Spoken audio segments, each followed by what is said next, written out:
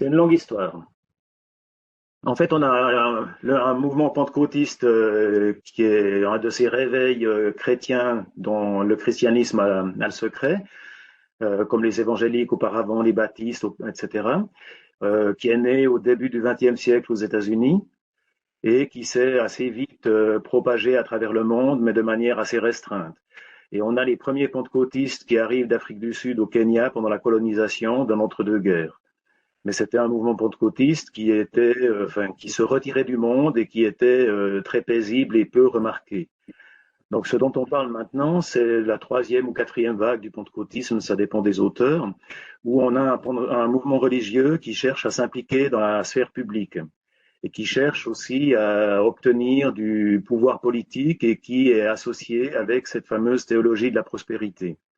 Il laisse entendre que les vrais croyants, ceux qui les born again, en particulier ceux qui appartiennent au mouvement religieux, sont censés recevoir tout un ensemble de bienfaits, en particulier des bienfaits financiers, des bienfaits pour la santé, des choses de ce type. Donc la théologie de la prospérité suppose que la richesse est un signe du pouvoir de Dieu, est un signe d'être un bon, est le signe d'être un bon croyant, ce qui va assez à contrario de l'éthos chrétien classique du protestantisme, voire d'une partie du catholicisme. Alors ce mouvement-là s'est développé à partir des années 70-80, particulièrement aux États-Unis, et il a commencé à s'exporter avec des missionnaires américains internationaux qui ont commencé à faire des croisades, c'est-à-dire qu'ils se présentaient dans des salles ou alors dans des parcs avec une scène, avec de la musique, avec beaucoup d'attractions en tout genre. Et puis, il réunissait des foules en leur promettant justement le millénium très bientôt, tout un ensemble de miracles qui allaient les guérir, qui allaient les sauver, qui leur promettait l'arrivée de la seconde venue du Christ sur Terre très prochainement. Et ça a suscité un intérêt très fort, en particulier aux États-Unis, mais aussi en Amérique du Sud, puis en Afrique. Donc, c'est pas du tout particulier au Kenya. On a affaire à une vague de pentecôtisme généralisée à travers le monde, parce que ça touche aussi l'Asie, en particulier la Corée du Sud et d'autres pays. Mais ça fait partie d'un grand mouvement global de généralisation du pentecôtisme au sein du christianisme, avec ses avatars aussi charismatiques catholiques ou des éléments de ce type. Donc c'est pas uniquement un mouvement protestant. À partir de là, au Kenya, bien, ces télévangélistes, comme on les appelle, nord-américains, qui se sont développés et qui ont aussi suscité des vocations parmi les Kenyans, les Nigérians et autres, qui sont devenus aussi des télévangélistes. Et progressivement, cette vague du pentecôtisme, qui touche aussi, comme je le disais, l'Amérique latine, s'est généralisée et est devenu un mouvement très important. On parle d'un demi-milliard de pentecôtisme à travers le monde, donc on n'est pas du tout face à un mouvement microscopique ou particulier. Et il faut dire que le mouvement pentecôtiste prétendait à susciter beaucoup d'intérêt parce qu'il intimait à ses fidèles d'être fidèles à leur épouse ou à leur époux, de ne pas être corrompu, d'abandonner l'alcool, d'abandonner la fumée, etc. Donc ils ont obtenu une réputation relativement importante au début, dans les années fin des années 90, début des années 2000, mais au fur et à mesure qu'ils se développaient, que de multiples petits mouvements pentecôtistes surgissaient, des scandales ont eu lieu, en particulier au Kenya, et dont le dernier en date, c'est celui de cette forêt de Sahakola. Et aujourd'hui, le pentecôtisme perd beaucoup de son prestige, il faut dire, au niveau du Kenya en tout cas, mais je crois que c'est plus généralisé.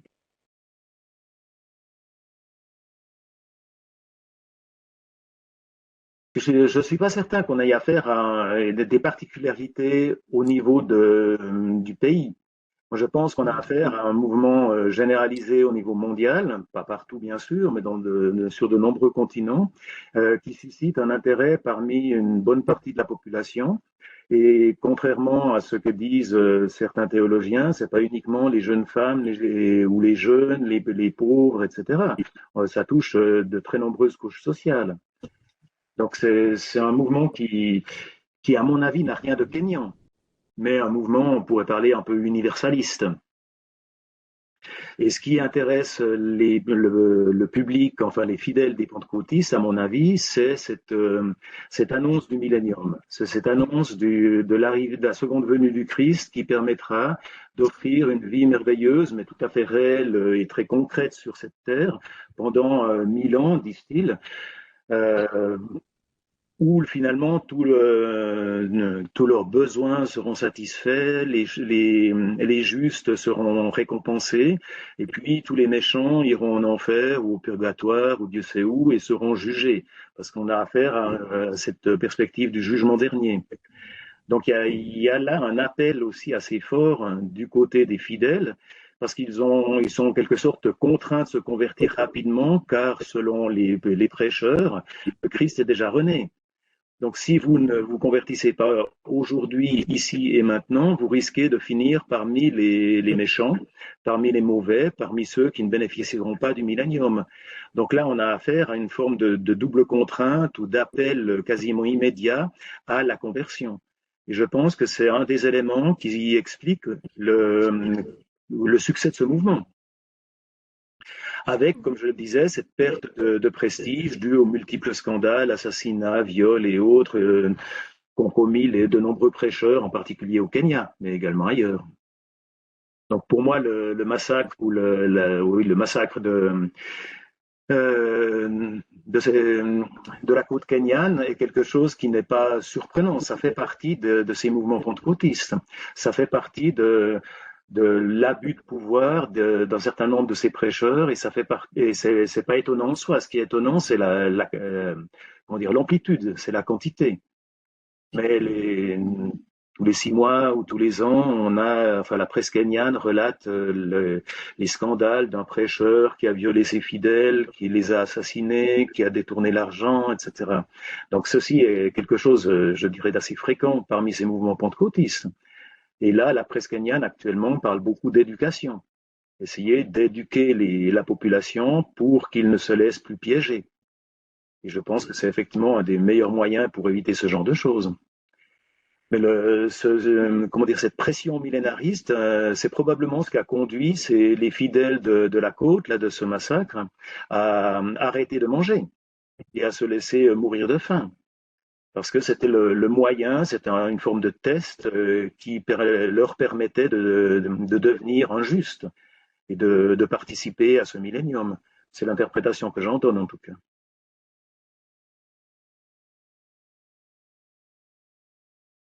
Non, c'est pas une particularité kenyane, mais c'est une particularité de ces mouvements de réveil religieux, hein, qui émaillent toute l'histoire du christianisme depuis son origine. Et ces mouvements de réveil religieux ont tendance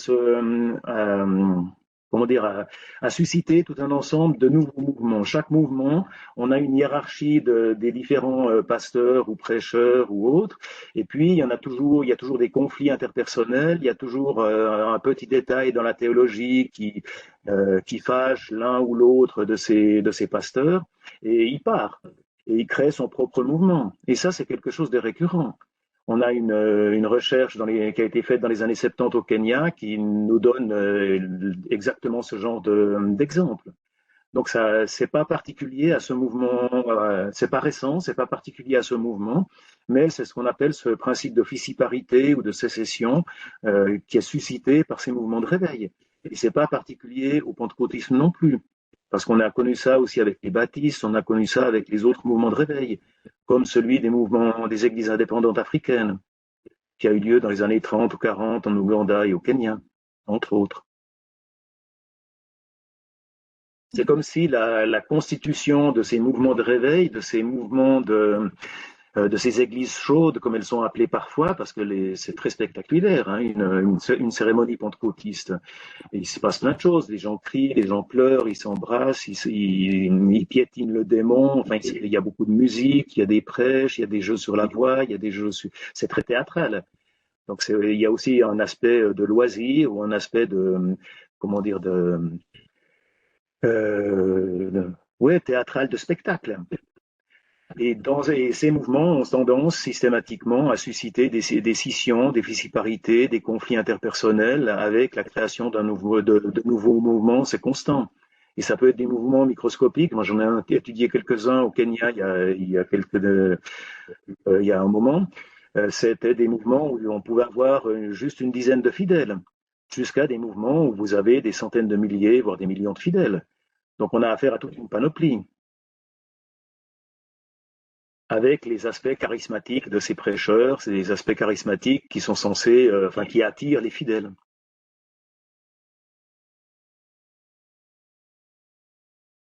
Cette accusation de terrorisme, à mon avis, Ruto, le président, l'a lancée simplement pour montrer que c'était un homme fort et qu'il allait lutter contre ces catastrophes.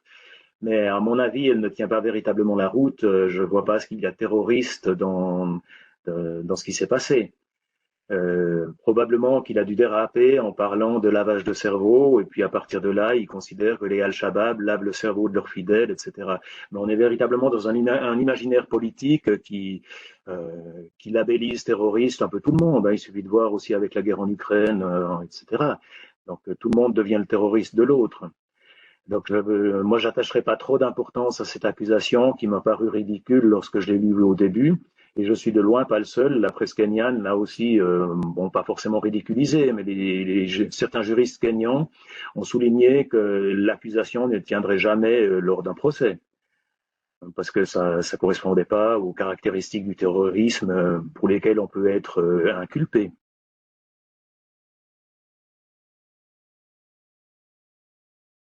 Les mouvements religieux au Kenya ont été souvent instrumentalisés d'un point de vue politique. Et puis, il y a une longue histoire d'intervention politique des églises dans la politique kenyane. Initialement contre le monopartisme et la dictature du président Moi dans les années 70, 80, 90, et puis progressivement ensuite avec la libéralisation, le multipartisme, la démocratisation du pays, les églises établies, hein, je ne parle pas des pentecôtistes ici, mais des catholiques, des baptistes, surtout des anglicans, des protestants et autres, ont joué un rôle très important dans ce processus politique de démocratisation.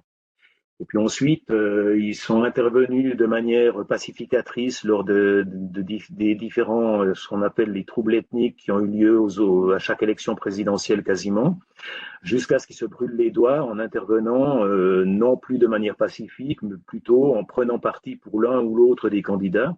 Et ça a été une forme de tremblement de terre. Ce qui fait qu'aujourd'hui, les églises kenyanes sont beaucoup moins impliquées en politique et sont beaucoup plus prudentes par rapport à ça.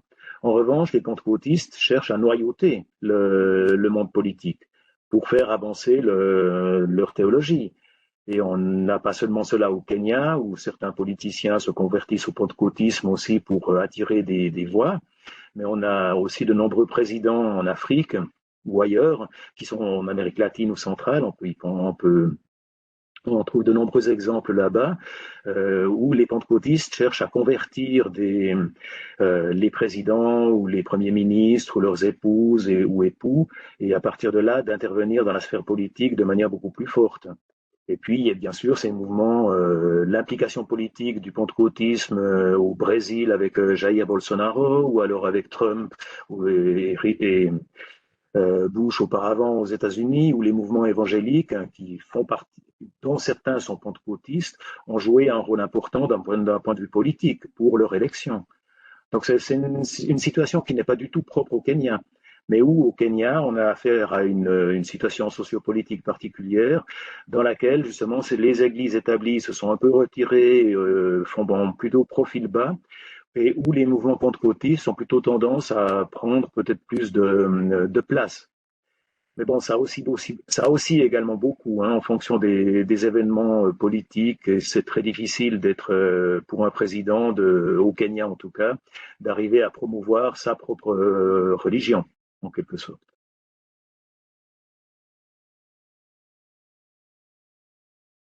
Mais oui, moi, ça me paraît malheureusement très probable. Hein, je ne pense pas qu'on a affaire à quelque chose d'exceptionnel. En 2000, on a eu un mouvement bon, qui n'était pas vraiment pentecôtiste, on ne sait pas comment le qualifier, un mouvement religieux africain chrétien, en Ouganda qui a réussi à convaincre ses fidèles de s'enfermer dans les églises et de se faire brûler. Et on a eu entre 800 et 1000 morts. C'était en 2000 ou 2002. Donc c'est pas c'est ce genre de massacre, ce genre de catastrophe n'est pas exceptionnel. On peut penser aussi à c'était Jim Jones, je crois, en Guyana, dans les années 80 ou 70, où on a eu aussi des massacres des fidèles. Et certains prophètes arrivent à convaincre, ou ces prêcheurs, ou ces pasteurs, arrivent à convaincre leurs fidèles qu'en mourant, ils vont faire venir le Christ. Donc on est toujours dans ce complexe un peu millénariste dans lequel il faut absolument s'impliquer jusqu'à perdre sa vie en jeûnant ou en se laissant brûler ou empoisonner, parce que c'est quelque chose qui permettra d'attirer le millénium et d'assurer sa place au sein des justes. C'est ainsi que je les interprète. Donc malheureusement, je pense que ça peut très bien se reproduire au Kenya ou ailleurs. C'est pas propre au Kenya. Pour ce qu'on en sait actuellement, je crois qu'ils ont retrouvé, je m'informe dans la presse kenyane, donc on voit les limites de mes données. Mais j'entends, on a à peu près maintenant 250 cadavres qui ont été retrouvés. Ils ont réussi à sauver, comme ils le disent, une centaine de personnes qui étaient en train de mourir de faim, qui retrouvent au fin fond de la forêt. Il faut penser que c'est immense, hein.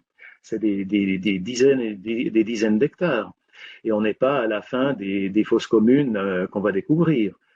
Là, il y a tellement de morts, il y a tellement d'autopsies à faire qu'ils y vont par étapes. Ça vous donne un peu l'ampleur de ce désastre. C'est-à-dire qu'ils cherchent les fosses communes, ils déterrent des dizaines de cadavres, ensuite les morgues sont pleines, ils n'arrivent plus à suivre avec les autopsies, donc ils attendent pour aller rechercher les autres. Donc vous voyez un peu, c'est une situation assez effroyable. Et ce qui est inquiétant, c'est que ils ont tenté de faire le compte des personnes disparues. Alors, on ne sait pas ce que ça veut dire précisément, mais ça serait des personnes qui auraient été en lien avec le mouvement de ce pasteur Mackenzie. Et on parle encore, en tout cas, 600 disparus. Donc, on risque de retrouver des dizaines, voire des centaines de cadavres dans cette forêt. Et ce pasteur n'était pas seul. Il y a un autre pasteur, Ézéchiel, qui lui a une following, un ensemble de fidèles bien plus important que Mackenzie et qui était très proche de lui, qui a été emprisonné, qui a réussi à sortir sous caution, etc. Mais la police kenyane enquête aussi sur son église qui regroupe des centaines de milliers de fidèles, prétend-il. Donc on n'est pas à l'abri d'autres dérives de ce type. Heureusement, Mackenzie n'avait que quelques centaines ou quelques milliers de fidèles. Mais il était convaincant, manifestement.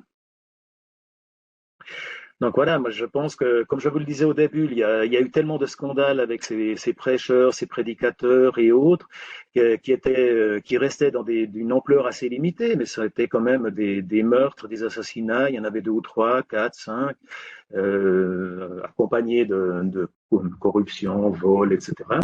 Mais j'entends ça, c'est quelque chose qui est récurrent. Là, ce qui est étonnant, c'est pas que ça se soit passé, mais c'est véritablement l'ampleur. C'est l'amplitude. Et malgré tout, ça, c'est quelque chose qui se reproduit, je dirais, tous les 10-20 ans. Mettons tous les 20 ans pour être optimiste. Donc voilà, c'est un des aspects un des aspects néfastes, je dirais, de la croyance ou de l'espoir que peut susciter ce millénium parmi les mouvements chrétiens. Mais il faut savoir que ces aspects millénaristes ne sont pas limités au christianisme, on les trouve aussi dans beaucoup d'autres formes religieuses, que ce soit l'islam, le judaïsme, que ce soit des mouvements indépendants en Océanie ou alors au Brésil précolonial, des choses de ce type.